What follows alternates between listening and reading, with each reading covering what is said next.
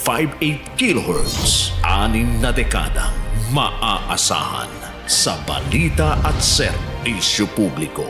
Ang himpilan ng RMN Network sa Mega Manila. Live sa radyo at online. Ang bawat pananaw at opinyon ng susunod na programa ay hindi sumasalamin sa pananaw at opinyon ng DZXL 558 RMN Networks at ng management. Ang mga susunod na opinyon at komentaryo ng programang Sapagkat Mahal Kita ay sariling paninindigan at saloobin ng program anchor at hindi kumakatawan sa posisyon ng DZXL RMN Manila. Sapagkat Mahal Kita. Mahal Kita.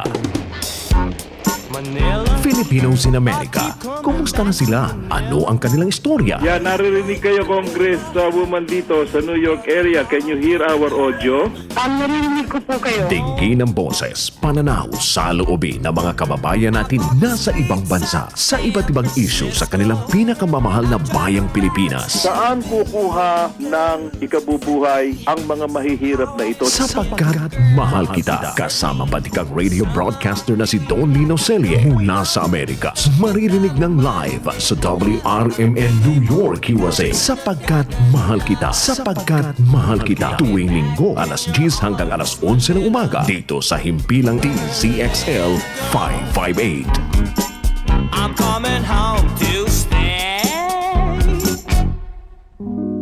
Maraming beses na kitang nilayasan.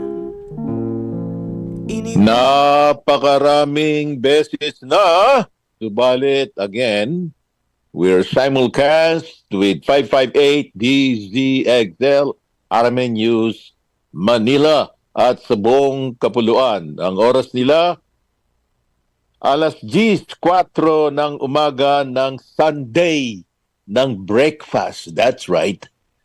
At dito tayo sa Amerika, in particular sa Metropolitan New York, New Jersey, and Connecticut.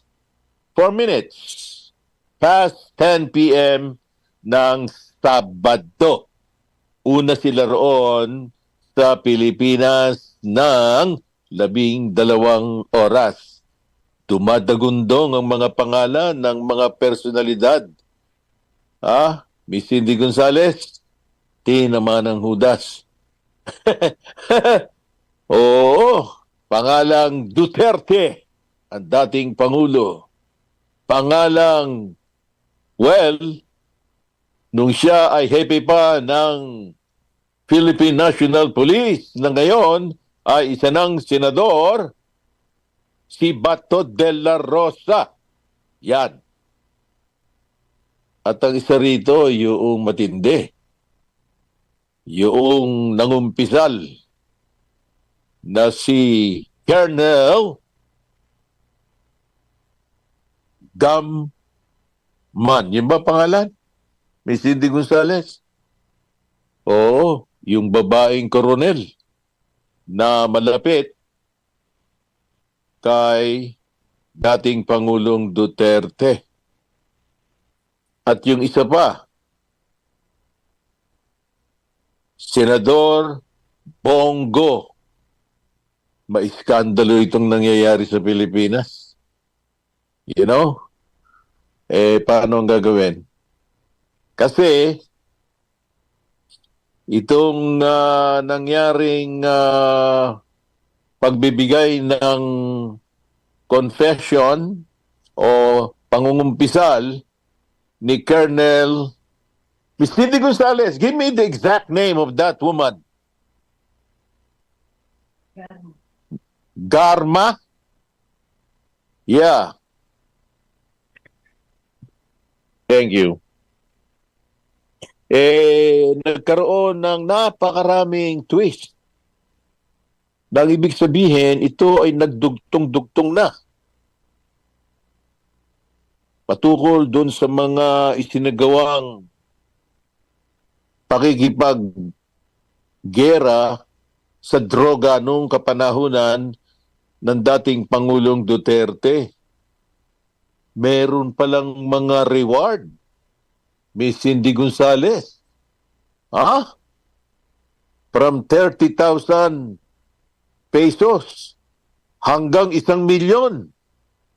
At in between, may 300,000, merong kalahating milyon para dun sa mga makakapatay ng kanilang target. Nako, naman, ano ba yan? Sabi nga nung Congressman Manuel, na maririnig nyo mamaya,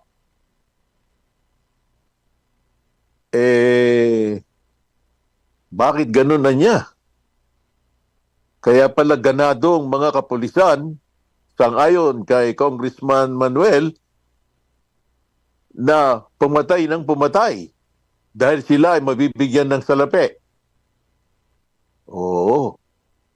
Pero meron daw nag-aabono Miss Cindy Gonzales. Dahil hindi naman biglang na ibibigay yung salapi. Kaya yung mga hepe ng kapulisan sa iba't ibang panig ng Davao, sa panig ng Pilipinas, nang ito ay kumalat na at napakarami, libo-libo ang napaslang. Siyempre, di naman maibibigay yung salapi kagad. Maghihintay sila. Kaya abono. Ganon. Maliliwanagin natin lahat yan. Pero sa umpisa dito, ay nagsimula sa droga. Pero ang aking point of view, ito ay nagsimula nang pumasok ang mga sindikato buhat sa China. That's right. That's right. That's right. Ngayon, kamakailan, nung Huwebes, dyan sa inyo sa Pilipinas, nadakip, di umano, ang boss of all bosses ng illegal pogo and human trafficking, na ang pangalan niyan, sa aking naaalala, ay Lin Junhan. That's right. Alias, alam ba nila yon na may alias yon? Yu Dong. That's right. D-O-N ng last name. Yun ang alias niya. Sinasabi na ito raw ang godfather sa Pilipinas. Pero sa buong daigdig, iba talaga yung tunay na kanilang godfather, meaning na, nag-uutos sa iba't ibang panig ng daigdig sa laki ng kanyang kaharian. 20 billion US dollars. Cindy Gonzales, isipin mo yun. Kayang-kaya nitong kung ano ang gawin Ha? Tatawag lang yun sa telepono siguro. Sabihin, medyo kausapin mo yung congressman doon, o senador, o polis. Naku, tinamaan ng hudas. Actually, sa pagkakaalam ko, itong si Xi Jinping. Okay? Nakakatawa pangalan nito. Xi, like babae. Xi. Ang last name, Yang. That's right. Lalaki yan. 40 anyos na napakayaman. At ang kanyang negosyo, illegal gambling, murders, assassinations, at nagpapanggap ito na siya ay isang espiya. That's right. At Pogo. Diyan, sa inyong mga iniimbestigahan sa Senado at sa House of Representatives. And human trafficking ng mga kabataan, minors. Kaya tinarget talaga siya sa Thailand. Kaya kasalukuyang nakakulong yung hudas. Oo. Kaya sa mga katwid, binibigyan ko lang ng perspective ito na si Lin Zunhan alias Liu Dong na nadakip noong Huwebes sa Pilipinas, bagamat siya'y tinatawag na boss of all bosses ng illegal pogo and human trafficking sa bansang Pilipinas, ang kanya actually na godfather mismo o boss niya, itong napakayamang negosyante na nakakulong ngayon sa Bangkok, Thailand, na si Xi Jiang. That's right. Biri mo yung $20 billion na pinatatakbo nitong hudas na to. Anyway, yan isang ayon sa ating sources sa CIA triad. Mahirap ipaliwanag yan, wag yun ang itanong. Anyway, pakinggan natin ito. In the Philippines, there are both legal and illegal gambling activities. Legal options include casinos, lotteries, and regulated online gaming. However, there are illegal activities like wedding and underground cockfighting. Bribery can sometimes be involved in protecting these illegal operations. The government enforces laws against these practices, but challenges remain. Ganito yon. Sa Pilipinas, may mga legal at illegal na gawain sa pagsusugal. Kabilang sa mga legal ang mga kasino, loterya, at mga reguladong online gaming. Gayunpaman, may mga illegal na gawain tulad ng kweteng at illegal na sabong. Minsan, may pinasasangkutang tuhulan upang protektahan ang mga illegal na operasyong ito. Ang pamahalaan ay nagpapatupad ng mga batas laban sa mga gawaing ito, pero patuloy ang mga hamon. Kailangan ng maingat na pagsisiyasat at ebidensya mula sa mga autoridad o investigative bodies. That's true. Marunong pong magtagalog. Miss Cindy Gonzales, ayaw mo niyan? Napakatalino. Kaya kailangan magsiyasat at napakalalim ng mga sindikato na iyan. At huwag basta-basta magbibintang. Lalo na kayo dyan sa Senado at sa House of Representatives. Konting ingat lang. Tayong kapatid. Hindi biro itong mga sinasagupa nyo. That's why I salute you dahil alam nyo na, kapag sindikato ang inyong kaaway, may mga galamayan, parang octopus. $20 billion o mas mahigit pa na salapi, kahit nakukulong yan. Maraming magagawa yan. Diyos mio. Ngayon, matunghayan naman natin yung mga kawawa na mga napatay noon nga nagkaroon ng giyera si former President Duterte sa droga. Yung mga kapulisan hindi maintindihan, sila ba ay sadyang inutusan na patayin na lang yung mga adik na yan? Ideklara na sila ay mga drug lords and all that? Di natin alam. Pero ano yung naging epekto? Pinaliwanag ito ni Attorney Conti. Mr. Chair, I would like to call on Attorney Maria Cristina Conti for her presentation, Mr. Chair. Attorney Conti, you have a short opening remark, I hope. And after you deliver your opening remarks, we will begin our interpellation. Right after, which began for us eventually after President Duterte was elected. Actually, we looked earlier, the time that he was proclaimed as the president-elect, the killings began. Oplan Double Barrel was launched on the first day of his presidency, later amended as Oplan Double Barrel Alpha, Double Barrel Reloaded, and lastly, Oplan Double Barrel Finale or Adore.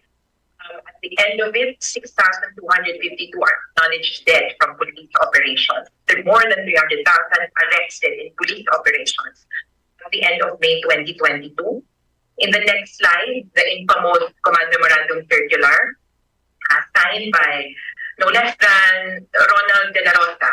In the next slide, one of the contested portions where we claim that the execution of this Command Memorandum Circular verily points to the neutralization of illegal drug personalities. In the next slide, how was this neutralization conducted? So we had two types of killings, one committed by unknown perpetrators. Some of the killings, we just found dead bodies. In other killings, there were vigilante killings where there were witnesses, but the perpetrators were unknown.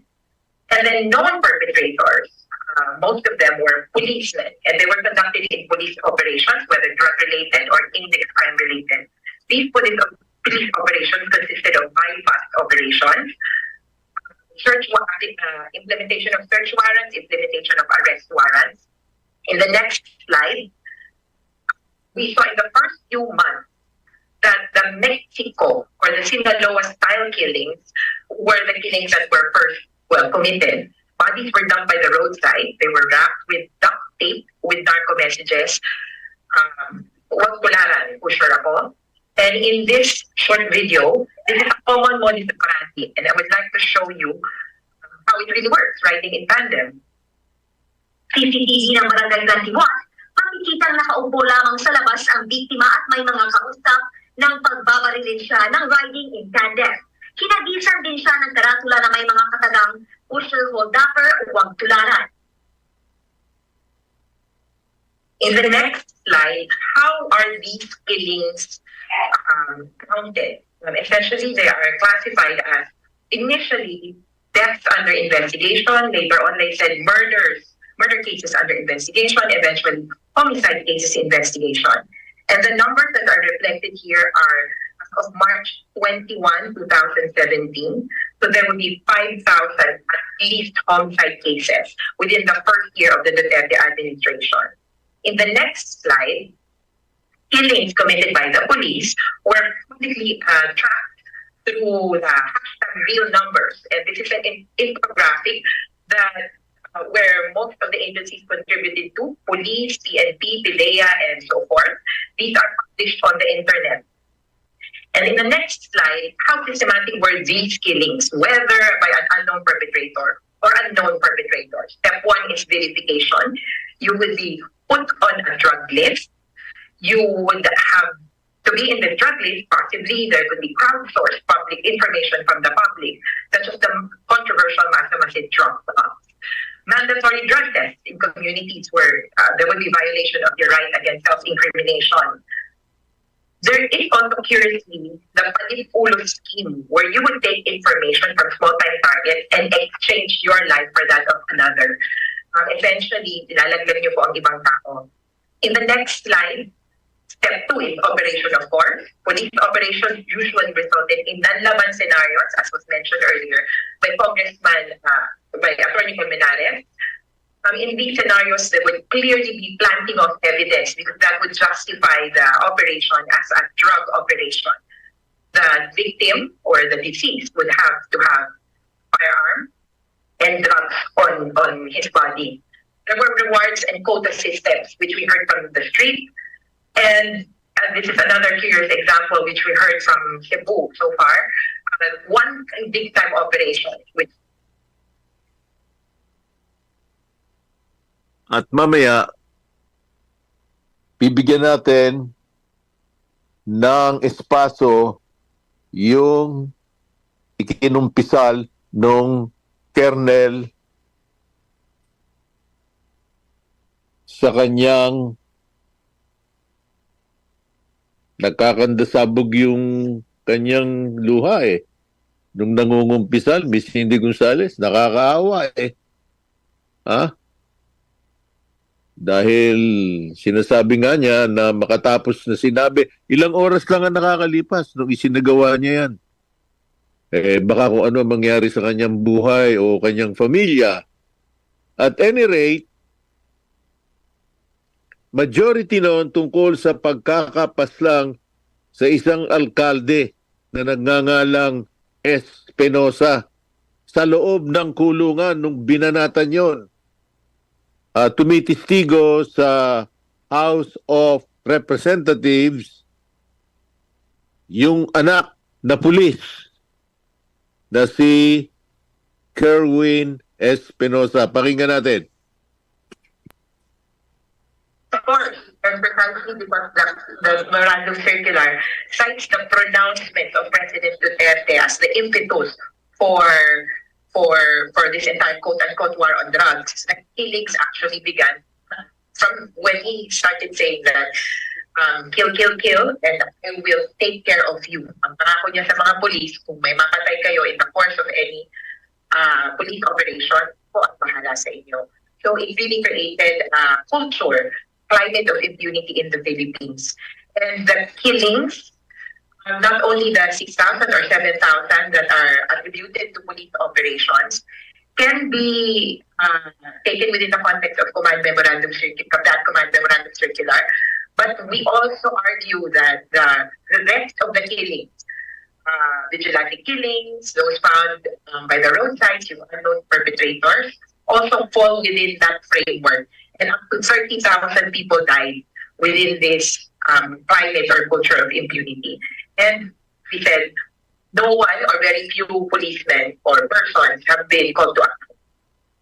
Mr. Chair, kung yung lalabas, ibig sabihin, itong Command Memorandum Circular 16, Series of 2016, ang pinirmahan ni former PNP Chief Dr. De La Rosa, hindi lang siya pumirma, hindi lang din ito in-implement ng kanyang mga software units sa PNP, pero siya yung ay active implementer ng circular na yun, sa involvement niya, doon sa mga Espinosa, kami, would the NUPL agree or disagree with that? Yes, we would agree. The authority of the policemen stem from this command memorandum circular. And in the command memorandum itself, it traces its authority naman in turn to the pronouncements of the president. So, one, De La Rosa is liable because of his signature verily on this memorandum, but also President Duterte because of his pronouncements. Okay, Mr. Chair, balik dun sa itong paano number 3 ng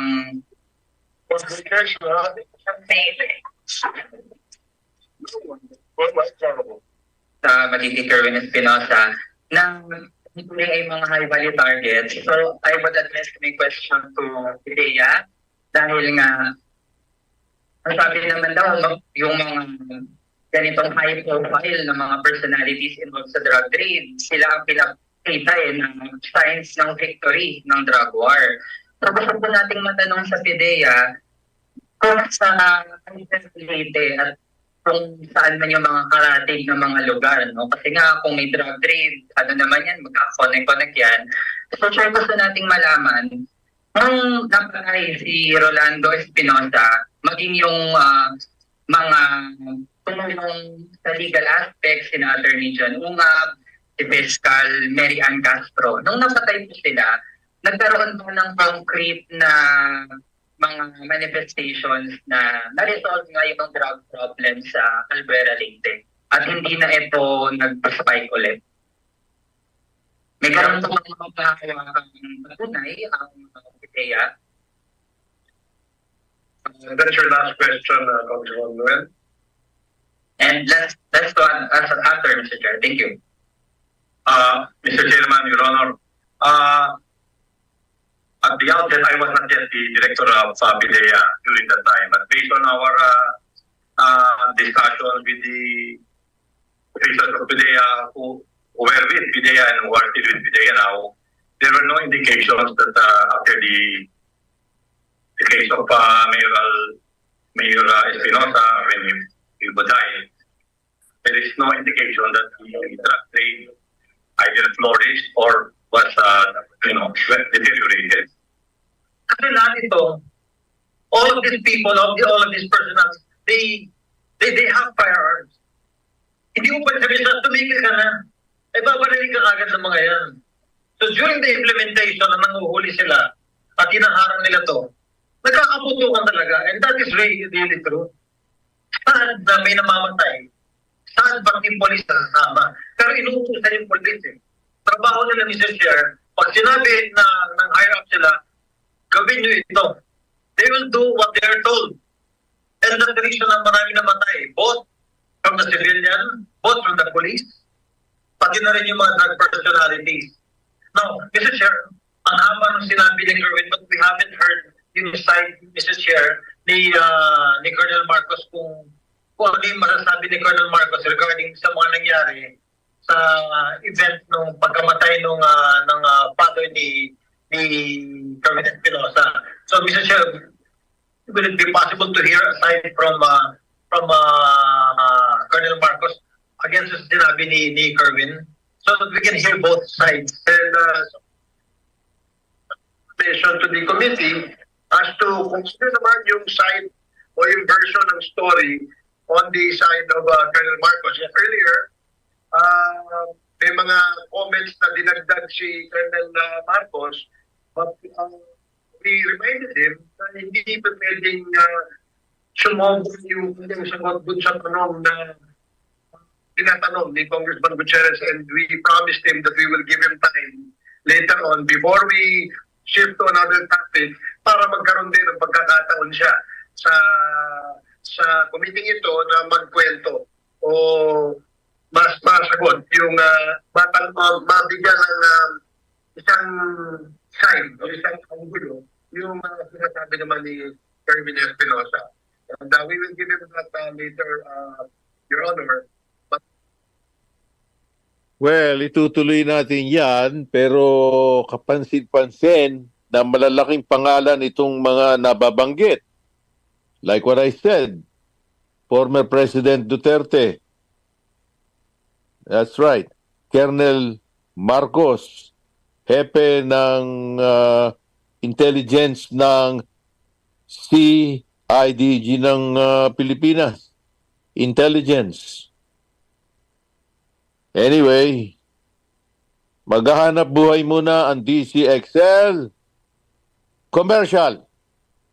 That time check was brought to you by ACS Manufacturing Corporation, ISO certified world-class quality. ACS. That news was brought to you by ACS Manufacturing Corporation, ISO certified world-class quality. ACS. Sunfone Vitamin C, ang alkaline na vitamin C. Ako si Eric. Dati ang hina ng katawan ko. Maambunan lang ng konti, nagkakatrangkaso na agad ako. Pero after ko mag-take ng Sunfone Vitamin C regularly, malakas ng katawan ko. Sunfone Vitamin C, ang alkaline na vitamin C. Mabili sa pinakamalapit na butika sa inyong lugar.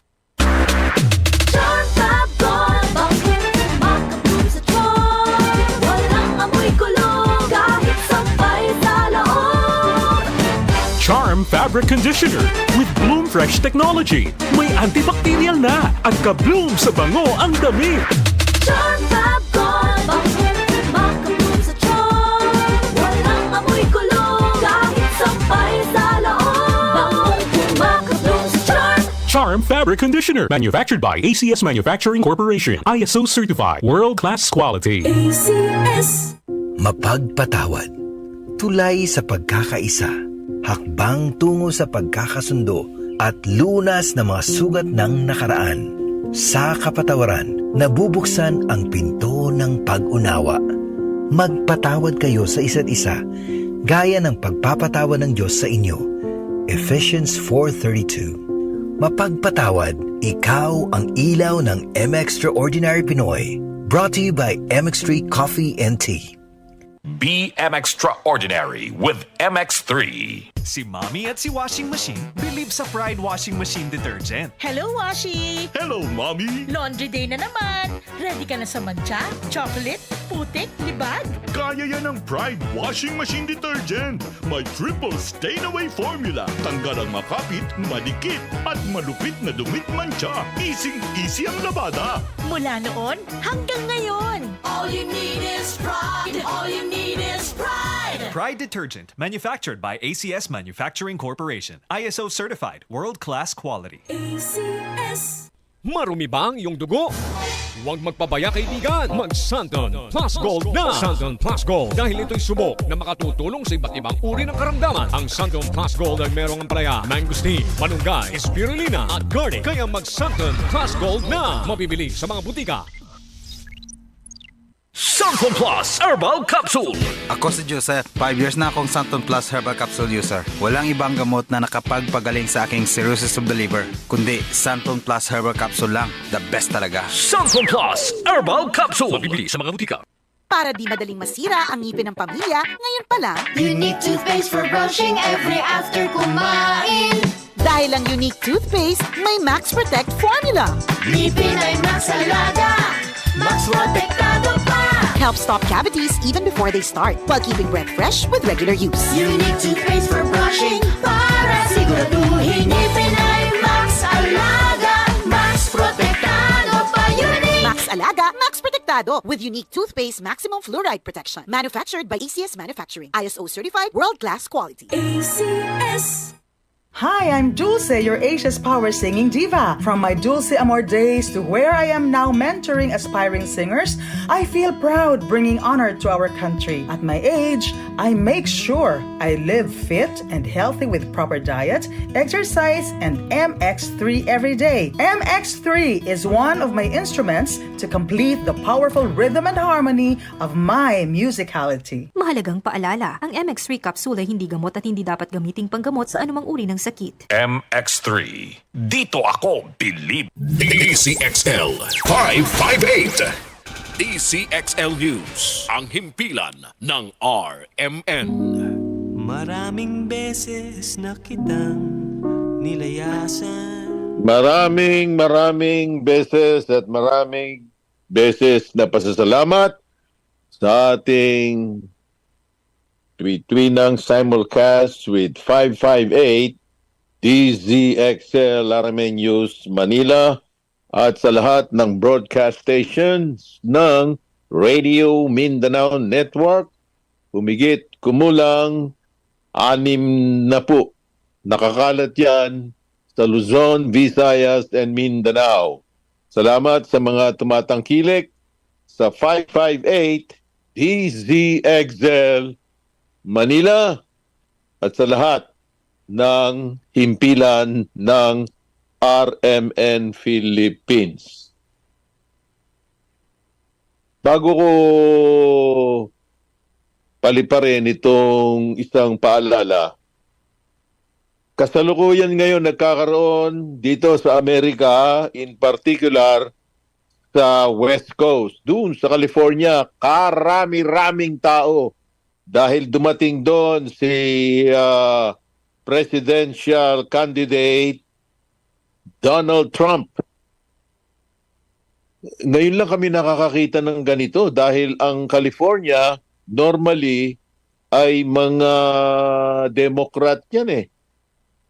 Ngayon ilang beses na siya nagparit-parito doon, talagang dinudumog itong si Donald Trump. Nako, baka maging kulay pula ang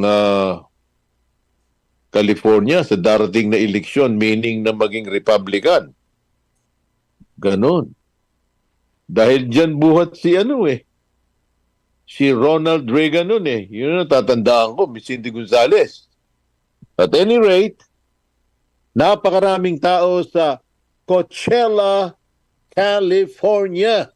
Dahil magkakaroon doon, 3 oras ang pagitan natin sa kanila ng napakalaking rally. Kaya napakaraming tao kung saan-saan nagbubuhat.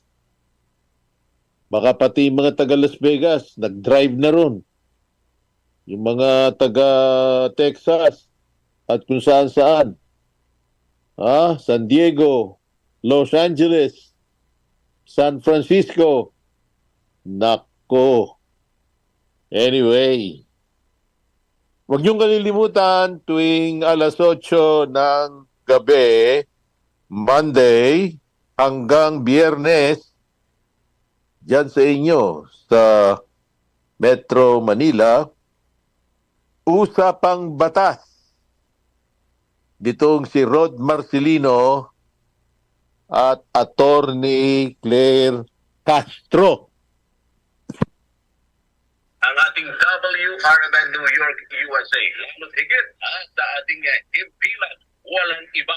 Mga kasama kung hindi si Don Lino Celle. Sir, bata pa lang ako. Hindi na tuloy si Don Lino. Oo. Tingnan ko na siya. Si Sir Don Lino. Oo. Sa WRMN New York, ang himpilan natin sa Estados Unidos. Yung ito natin. Sa atin, na gano'n. And gusto ko yung mga views niya. Sa mga napapasapit.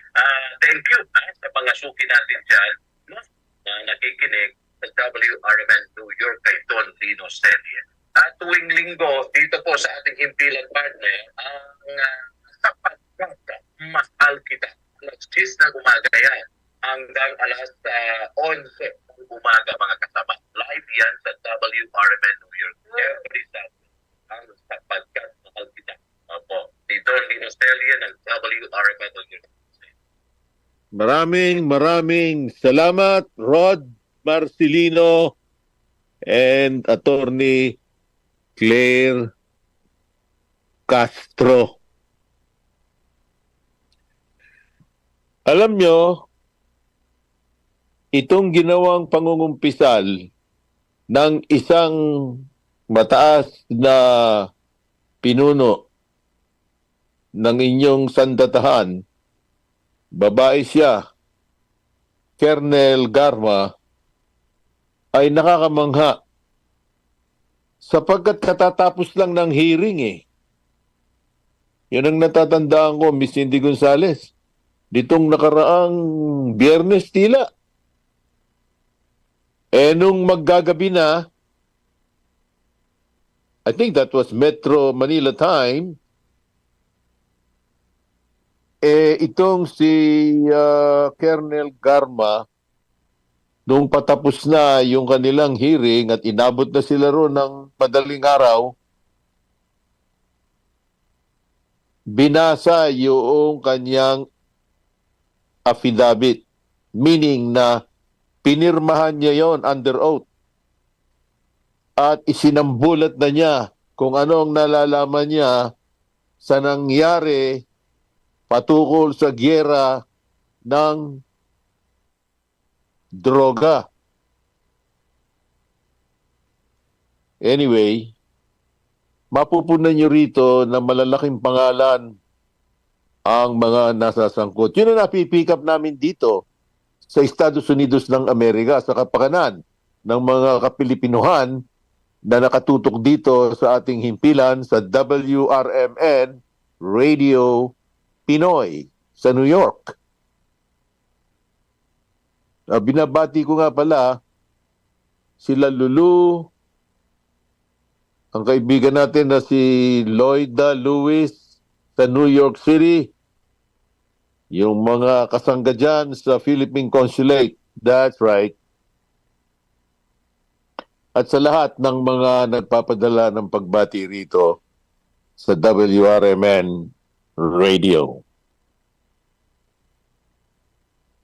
Pakinggan natin maigi ito sapagkat dito nyo malalaman yung tinatawag na reward system kung paano binabayaran ang mga pulis kapag sila ay nakapapatay ng mga gumagamit ng ipinagbabawal na gamot, na pagbibintangan yung iba.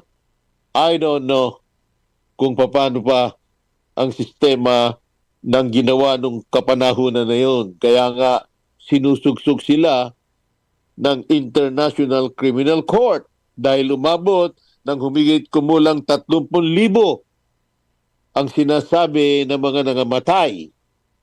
That's right. Kaya pakinggan natin ito. Mr. Chairman. Go ahead. Yes.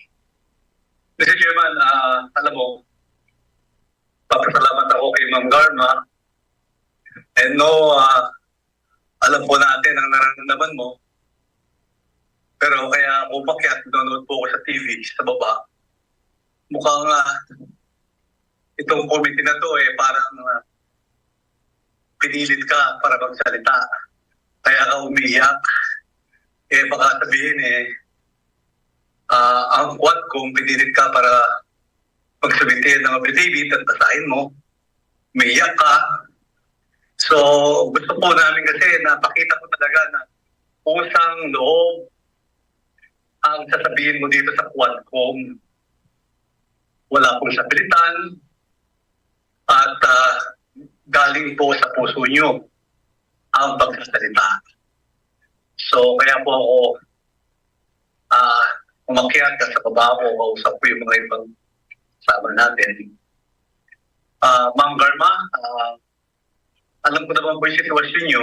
May nanonood po sa atin buong Pilipinas, lalo na sa Mindanao. Alam ko po kung ano nararamdaman nyo.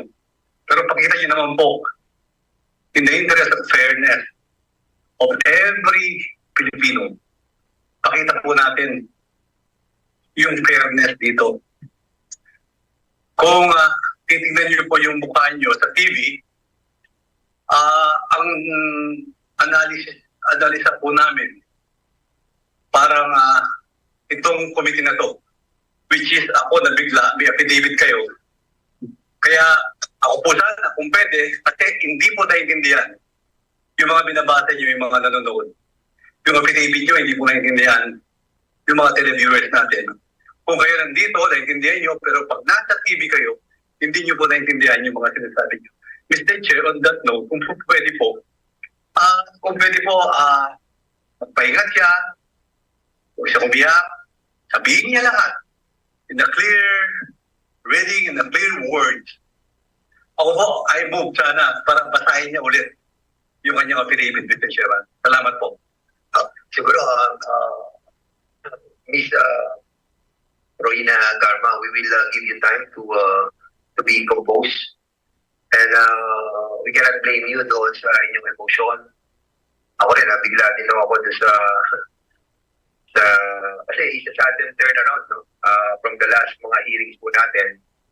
And suddenly, we will be receiving an affidavit like this, no? Siguro, malapat lang kung sabihin natin sa committee to kung somebody forces you to execute an affidavit like this naman ng inyong affidavit dahil na complete turnaround. So, meron po ba pumilit sa inyo? I-execute itong affidavit na lang?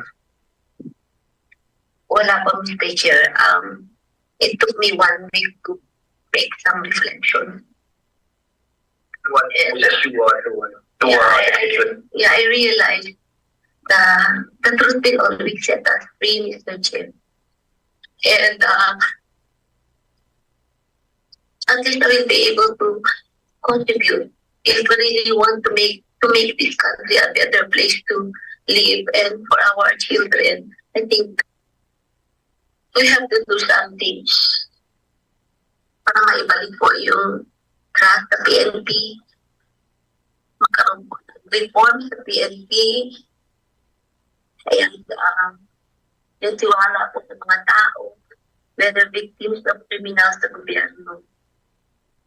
Kanina po may nasabi kayo na nalatakot kayo sa buhay nyo sa pamilya. Saan po kayo nagtatakot?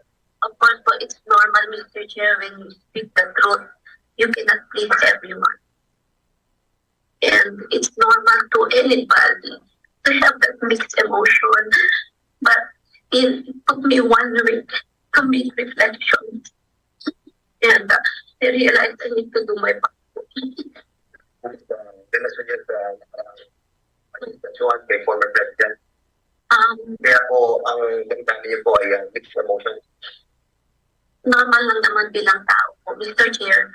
Pero what prevailed after a week of reflection is, I always say, The truth will always set me free. At narito ang ginawang pagtatanong ni Congressman Manuel. Mr. Chair, nung mayor, si former President Rodrigo Duterte sa Davao, implemented na doon ang war on drugs sa kung paano natin siya ngayon napo-perceive. Tama po ba? Yes, Mr. Chair. Okay, Mr. Chair, at least ngayon buti po ay na-admit iyon ni Colonel Garma dahil nung nakaraang pagtanong po natin ay hindi pa agad din yun na napupot on record dito sa komite. Peace po ngayon ay alam na po natin talaga once and for all. Mr. Chair, nung station commander si Colonel Garma, nung panahon ni former President Rodrigo Duterte as mayor, ibig sabihin po ba nun ay general role, isa po siya sa mga nag-implement ng war on drugs sa Davao. Tama po ba yun, Mr. Chair? Clarify mo lang yung question. Yeah, Mr. Chair, ang tanong ko po dahil naging station commander po si Colonel Garma noong Davao Mayor si Rodrigo Duterte. So, ibig sabihin po ng given her role ay isa po siya sa mga nag-implement ng war on drugs sa Davao. Yes, Mr. Chair. Mr. Chair, nag-implement po siya noon dahil kasama po siya dun sa mga na-mention kanina from NUPL, yung Davao Boys and Girls. Tama po ba, Mr. Chair? Mr. Chair, can I explain my answer, Mr. Chair, so that maintindihan po my answer? Sige. Nilapit lang po yung microphone sa inyo. This is how it works actually. Pagbasan na ko ng operation,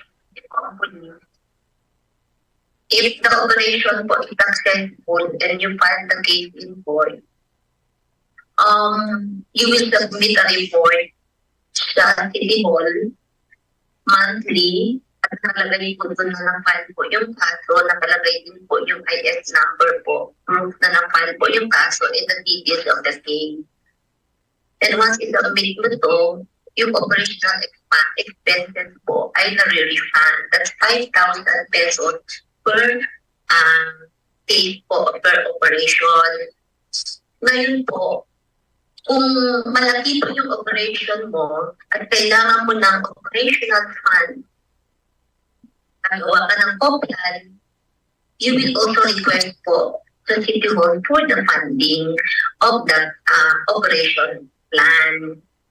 Now, in case din po na nagkaroon po ng operation and subsequently po nagkaroon po ng death on the part of the suspect po during a legitimate operation, meron din po corresponding amount po na binibigay Mr. Chair. So that is how it works po. So, Mr. Chair, ibig sabihin ay patungang merong Davao Boys and Girls na nagpatupad ng war on drugs. To confirm, Mr. Chair, tama po.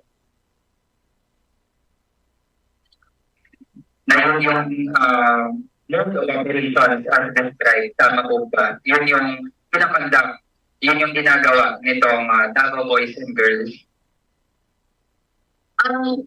Ganun po yung sistema po ng how you will refund yung operational expenses.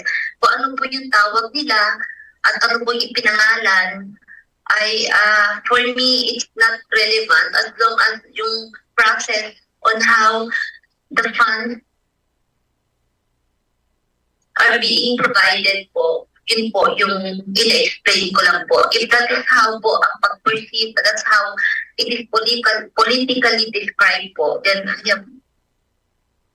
it po. Okay, Mr. Chair, dun sa reward system, kasi nasa affidavit din po, na nire-refund ang operational expenses, tapos may funding din para sa planned operations, ito yung po-plan, tapos may reward din kapag napatay yung suspect. Tama po ba, Mr. Chair? Yes po. Your Honor. Mr. Chair, may nakuha po kasi tayong impormasyon, although nung nakaraan ay parang nakahaka lang siya, pero ngayon na nag-hold tayo ng investigations, ay nakakakuha po tayo ng mga sources na pagdating po dun sa reward system ay kapag ang napatay ay isang pusher, yun yung tinatawag na level 1, tapos 50,000 ang reward. Makakonfirm po ba yun ni Colonel Garma, Mr. Chair? Mr. Chair, I am not so familiar po sa specific amount. But true, there is a amount po per level. I think Colonel Leonardo can explain po kung ano yung specific amount. Tapos baka magkamali po kung sasabihin na 50 nga, 100 o 1 million yun. But there is a corresponding amount per level, Mr. Chair. Sige, Mr. Chair, sa information na nakuha natin ay merong 4 na levels. Yung level 1 ay 50K para sa pusher. Kung napatay ay pusher. Kung victim pusher naman ay linyong level 2, 100K. Tapos kung narco-cops, narco-politicians, or protectors ay 300 to 500K. Tapos kapag trader, manufacturer, chemist, yung mga ninja cops, or mga financiers, yun yung level 4, 1 million yung reward kapag napatay sila. Familiar po ba yun kay Colonel Garma? Yung ganong leveling and amount? May amount po, Mr. Chair, from what I understand, starting 20,000 to 1 million. But I'm not familiar sa mga bracketing po, Mr. Chair.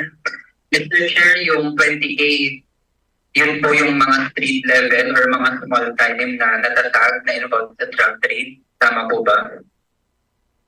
Most likely kasi yun po yung pinakamaliit na amount as far as I know, Mr. Chair.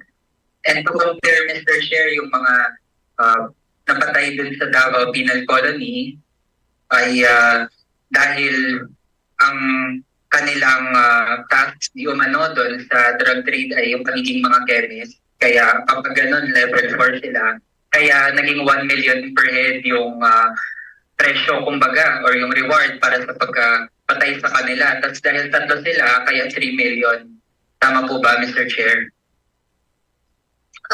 Hindi ko po alam, Mr. Chair, hindi ko nakita kung magkano kung talagang mayroon pong na-classify sila kung anong level. Ay, hindi ko po nakita kasi. Pero you can confirm na yung pinakamataas ay 1 million. As far as I know, Mr. Chair.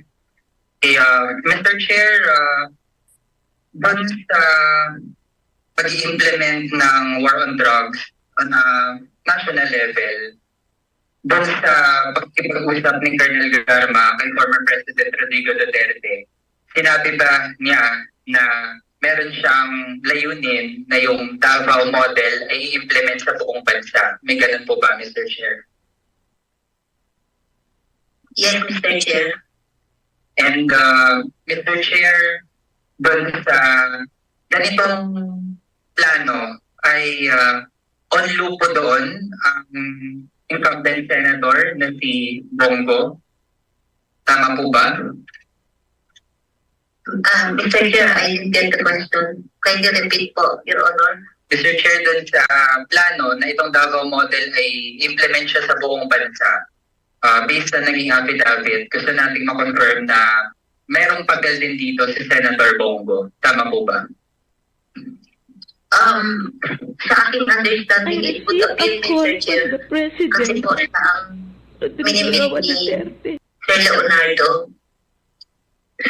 Mr. Chair, kapag may napatay na suspect dun sa drug trade, kanino unang nire-report yung mga instances na merong napatay?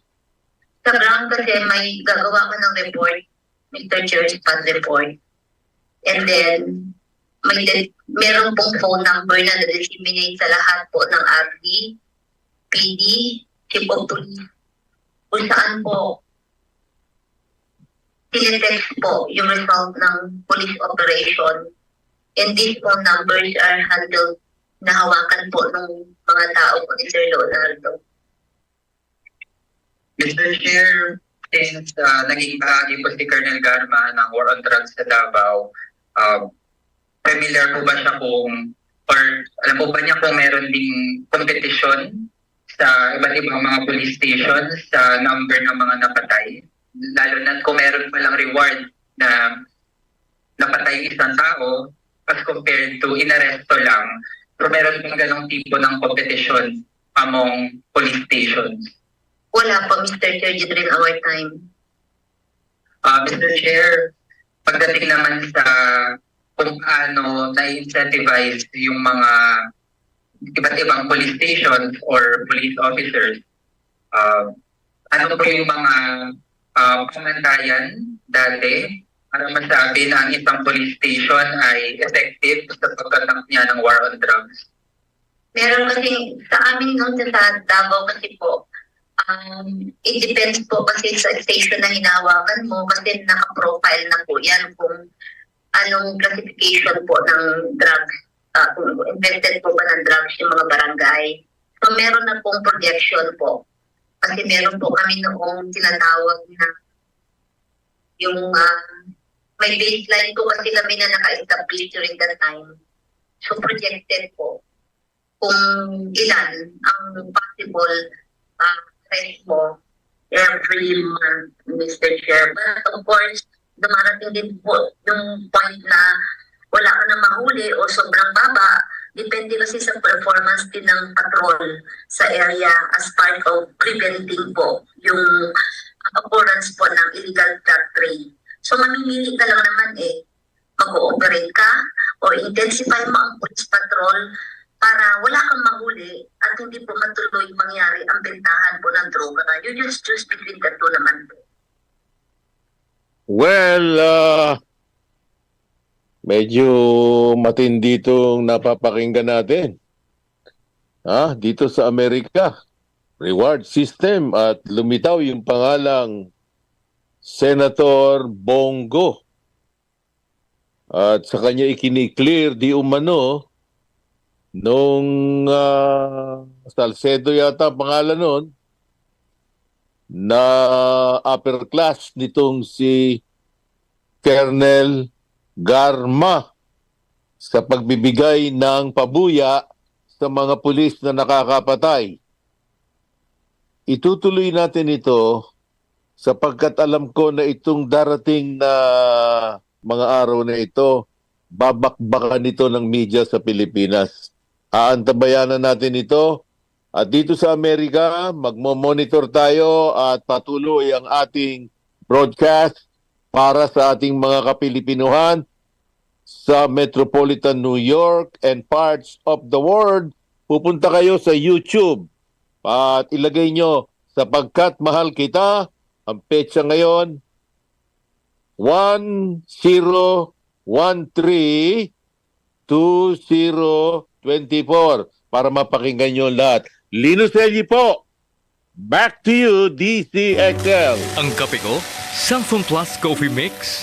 Ang kape na gawa sa Santon, soya at malunggay. Sarap araw-arawin.